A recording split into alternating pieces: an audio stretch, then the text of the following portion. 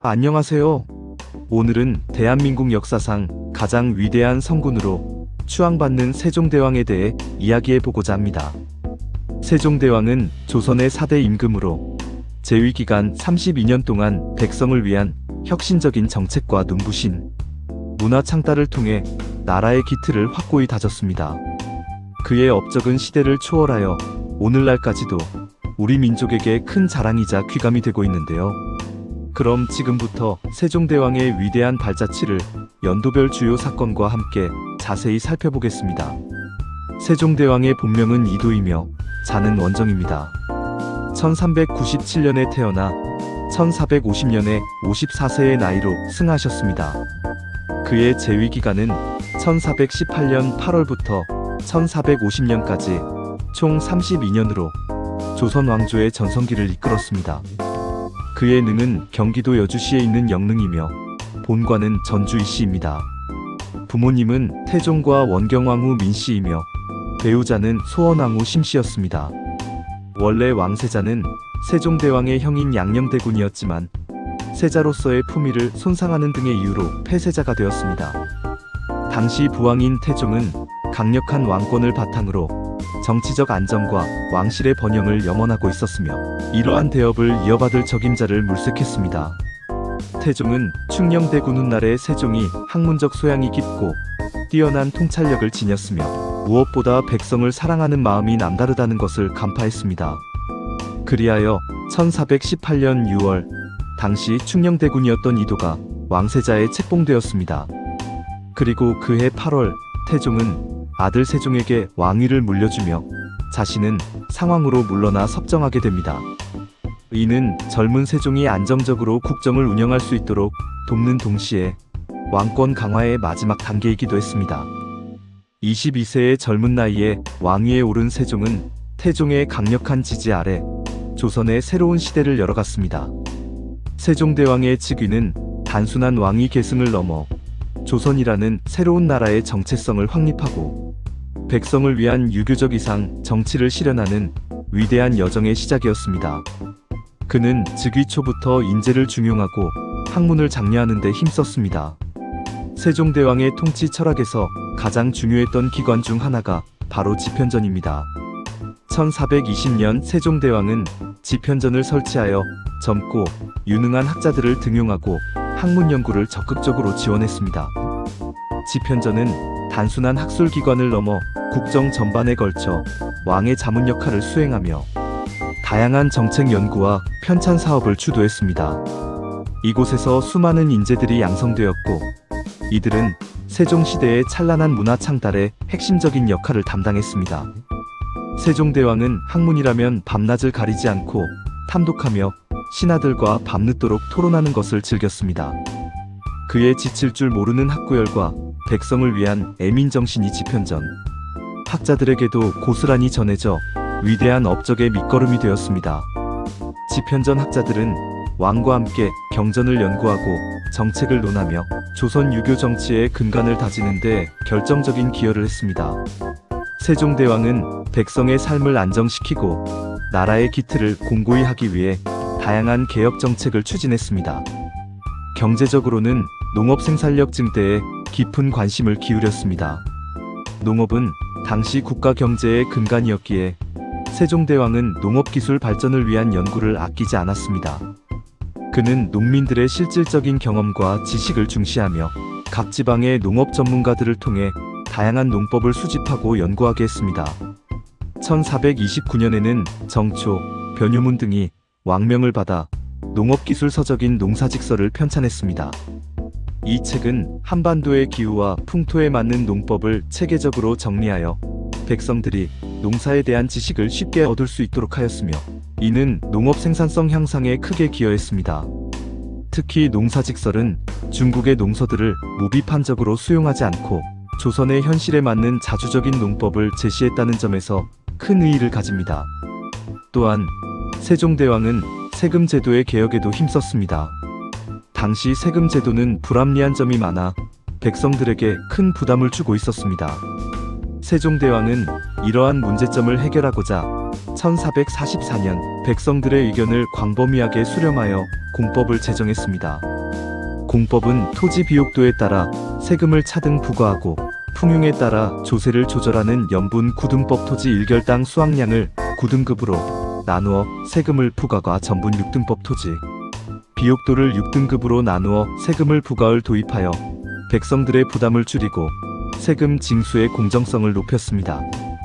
이 제도는 백성들의 생활 안정에 크게 기여한 혁신적인 정책으로 평가받으며 이후 조선 후기까지 조세제도의 근간이 되었습니다.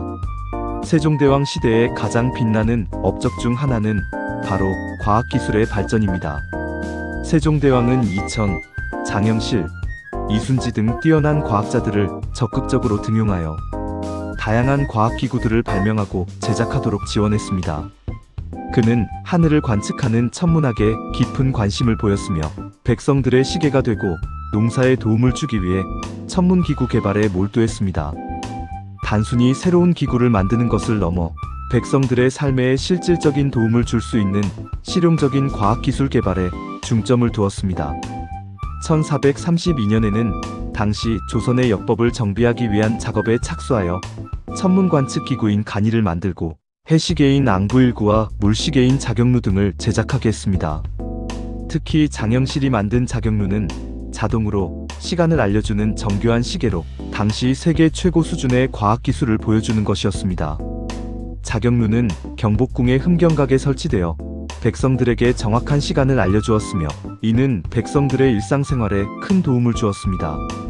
앙부일구는 해의 그림자를 통해 시간을 알려주는 휴대용 해시계로 일반 백성들도 쉽게 시간을 알 수 있도록 제작되어 보급되었습니다. 1441년에는 세계 최초의 강우량 측정기인 치구기를 발명했습니다. 치구기는 지역별 강우량을 정확히 측정하여 농업 정책 수립에 중요한 자료를 제공했으며 이는 농업 생산성 향상에 매우 중요한 역할을 했습니다. 치구기는 당시 조선의 뛰어난 과학기술력을 상징하는 대표적인 발명품으로 그 독창성과 실용성은 전 세계적으로 높이 평가받고 있습니다. 또한 수표를 만들어 개천의 수위를 측정하게 함으로써 홍수 예방과 치수 사업에도 기여했습니다. 이러한 과학기술의 발전은 단순한 기술 개발을 넘어 백성들의 삶의 질을 향상시키고 국가 경쟁력을 강화하는 데 결정적인 역할을 했습니다. 세종대왕의 업적 중 가장 위대한 것으로 꼽히는 것은 단연 훈민정음 창제입니다. 1443년 세종대왕은 백성들이 쉽게 글자를 익혀 자신의 뜻을 표현할 수 있도록 새로운 글자, 즉 훈민정음을 창제했습니다. 당시 조선은 한자를 사용하고 있었는데 한자는 배우기 어렵고 익히기 복잡하여 대부분의 백성들은 문맹으로 살 수밖에 없었습니다. 세종대왕은 이러한 현실을 안타깝게 여겨 백성들이 자신의 생각을 글로 쓰고 읽을 수 있도록 하고자 했습니다. 그는 어리석은 백성이 이루고자 할 바가 있어도 마침내 제 뜻을 펼 수 없는 사람이 많음을 딱하게 여기어 새로 28글자를 만드노니 모든 사람으로 하여금 쉬이 익혀 날마다 쓰는데 편하게 하고자 할 따름이니라. 라는 훈민정음 해례본 서문에서 그의 애민정신을 여실히 드러냈습니다. 그는 훈민정음을 창제한 후 3년간의 시험 기간을 거쳐 1446년에 마침내 훈민정음을 반포했습니다. 훈민정음은 백성을 가르치는 바른 소리라는 뜻으로 과학적이고 체계적인 원리에 따라 만들어진 세계에서 유래를 찾기 어려운 훌륭한 글자입니다. 자음과 모음이 발음 기관의 모양을 본떠 만들어졌다는 점은 그 과학성을 증명합니다. 훈민정음의 창제는 문자의 민주화를 실현하고 백성들의 문화생활을 풍요롭게 하는데 결정적인 역할을 했습니다. 이를 통해 백성들은 법령을 이해하고 자신의 억울함을 글로 쓰고 호소하며 지식을 습득할 수 있게 되었습니다. 훈민정음은 우리 민족 문화 발전에 지대한 영향을 미쳤으며 오늘날 한글이라는 이름으로 전 세계에 그 우수성을 알리고 있습니다. 유네스코 세계기록유산으로 지정될 만큼 그 가치를 인정받고 있는 한글은 세종대왕의 위대한 유산이자 우리 민족의 자랑스러운 정체성의 상징입니다. 세종대왕은 국방력 강화에도 소홀히 하지 않았습니다. 그는 국방이 튼튼해야 백성이 평안할 수 있다는 신념을 가지고 있었습니다. 북방에서는 여진족의 침략을 막고 국경을 안정화하기 위해 1433년에 김종서 장군을 보내 두만강 유역에 육진을 개척했습니다. 이어서 1443년에는 최윤덕 장군을 보내 압록강 유역에 사군을 설치하여 압록강과 두만강 유역까지 영토를 확장하고 국경을 안정화시켰습니다. 이러한 사군 육진 개척은 조선의 북방 영토를 확정하고 국방력을 강화하는 데 결정적인 역할을 했습니다. 남쪽으로는 왜구의 끊임없는 침입으로 백성들의 피해가 심각하자 1419년에 이종무 장군을 시켜 대마도스 시마섬을 정벌하여 왜구의 근거지를 소탕하고 해상 안전을 확보했습니다. 이러한 적극적인 국토방위 정책은 백성들이 안심하고 생업에 종사할 수 있는 기반을 마련했습니다. 또한 세종대왕은 화약 무기 개발과 개선에도 깊은 관심을 기울여 최무선이 발명한 화포를 더욱 개량하고 신무기를 개발하여 국방력을 더욱 강화했습니다. 그는 군사훈련을 강화하고 군사제도를 정비하는 등 다각적인 노력을 통해 조선의 국방 태세를 확고히 했습니다. 세종대왕은 백성을 사랑하는 마음으로 사회복지 정책에도 힘썼습니다. 그는 병들고 가난한 백성들의 고통을 외면하지 않았습니다. 1432년에는 양로연을 자주 베풀어 노인들을 우대하고 경로유친 사상을 고취했습니다. 또한 질병으로 고통받는 백성들을 위해 의학기술 발전에도 노력했습니다. 향약집성방, 의방유치와 같은 의학서적을 편찬하여 당시의 의학 지식을 집대성하고 백성들이 쉽게 질병을 치료할 수 있도록 도왔습니다. 이 서적들은 민간에서 전해 내려오는 치료법과 중국의 의학 이론을 종합하여 조선의 풍토에 맞는 약재와 치료법을 제시했습니다. 이는 백성들의 건강과 복지 증진에 크게 기여한 것입니다. 이 밖에도 그는 재해를 당한 백성들에게 구호물자를 지급하고 빈민들을 위한 구휼 정책을 펼치는 등 백성들의 삶의 안정과 복리 증진에 깊은 관심을 가졌습니다. 문화적으로도 세종시대는 눈부신 발전을 이루었습니다. 음악 분야에서는 박연을 시켜 아악을 정비하고 새로운 악기를 제작하게 하여 국가 의례에 사용되는 음악을 체계화했습니다.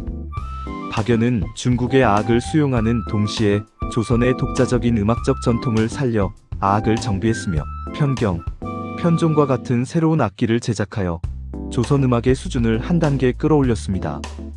또한 악학괴범과 같은 음악 이론서를 편찬하여 음악 발전에 큰 공헌을 했습니다. 인쇄술의 발전도 빼놓을 수 없습니다. 그는 백성들에게 지식을 보급하고 문화 수준을 향상시키기 위해 인쇄술 발전에 매진했습니다. 금속 활자인 갑인자를 개량하여 인쇄 효율을 높였으며 이를 통해 고려사, 동국정운, 삼강행실도 등 방대한 양의 서적들이 편찬되고 보급될 수 있었습니다. 이러한 편찬 사업은 당시 지식의 확산과 문화 수준 향상에 지대한 영향을 미쳤으며 조선의 문화적 역량을 드높이는 계기가 되었습니다. 특히 고려사는 고려 시대의 역사를 정리하여 조선 왕조의 정통성을 확립하는 데 기여했고, 동국정운은 한자음의 표준을 제시했으며 삼강행실도는 유교 윤리를 백성들에게 보급하는 데 중요한 역할을 했습니다. 세종대왕은 단순히 왕의 자리에 머무르지 않고 스스로 학문과 예술을 깊이 탐구하며 백성을 위한 진정한 리더십을 보여주었습니다. 그는 신하들과의 활발한 소통을 통해 합리적인 국정 운영을 추구했으며 재위 기간 내내 백성들의 목소리에 귀 기울였습니다. 비록 말년에는 지병으로 고생하기도 했지만 1437년 세종대왕이 병으로 당시 세자였던 문종에게 서무를 결제하게 하려 했으나 신하들의 반대로 뜻을 이루지 못할 정도로 국정 운영에 대한 그의 열정은 식을 줄 몰랐습니다. 그는 건강이 악화된 중에도 훈민정음, 창제와 공법 제정 등 국가적인 대업을 마무리하는 데 혼신의 힘을 다했습니다. 그는 백성을 위한 정치를 자신의 소명으로 여겼으며 끊임없이 배우고 탐구하는 자세로 조선의 황금기를 이끌었습니다. 그는 1450년 54세의 나이로 파란만장했던 생을 마감했습니다. 비록 그의 육신은 사라졌지만 그가 남긴 위대한 업적과 백성, 사랑의 정신은 오늘날까지도 우리 민족의 정신적 지주가 되고 있습니다. 세종시대는 정치, 경제, 사회, 문화 전반에 걸쳐 훌륭한 치적을 쌓아 수준 높은 민족 문화를 이룩하고 조선 왕조의 기틀을 튼튼히 한 시기였습니다. 흔히 동양의 르네상스라고 불릴 정도로 찬란한 문화를 꽃피운 세종시대는 우리 역사상 가장 이상적인 시대로 평가받습니다. 세종대왕은 학문과 예술에 능통했을 뿐만 아니라 천문, 역수, 산술에도 밝았고 뛰어난 서예 실력도 겸비했던 진정한 만능군주였습니다. 무엇보다 그는 백성을 사랑하고 아끼며 그들의 믿음을 지키는 도덕의식을 바탕으로 나라를 다스렸습니다. 그의 이러한 애민정신과 실용적인 정책들은 시대를 초월하여 오늘날 우리에게도 많은 가르침을 주고 있습니다. 세종대왕의 업적은 단지 과거의 이야기가 아니라 미래를 위한 영원한 지혜의 보고라고 할 수 있습니다. 그의 리더십은 끊임없는 학습과 소통, 그리고 백성을 향한 깊은 이해에서 비롯되었습니다. 오늘날 우리가 당면한 수많은 문제들 속에서도 세종대왕의 정신을 되새기며 지혜를 얻을 수 있을 것입니다. 세종대왕의 치세를 통해 조선은 자주적인 문화를 꽃피우고 강력한 국가로서의 면모를 갖추게 되었습니다. 그의 업적은 후대 왕들에게도 큰 영향을 미쳤으며 조선 500년 역사의 토대가 되었습니다. 앞으로도 우리는 세종대왕의 정신을 계승하고 발전시켜 나가야 할 것입니다. 감사합니다.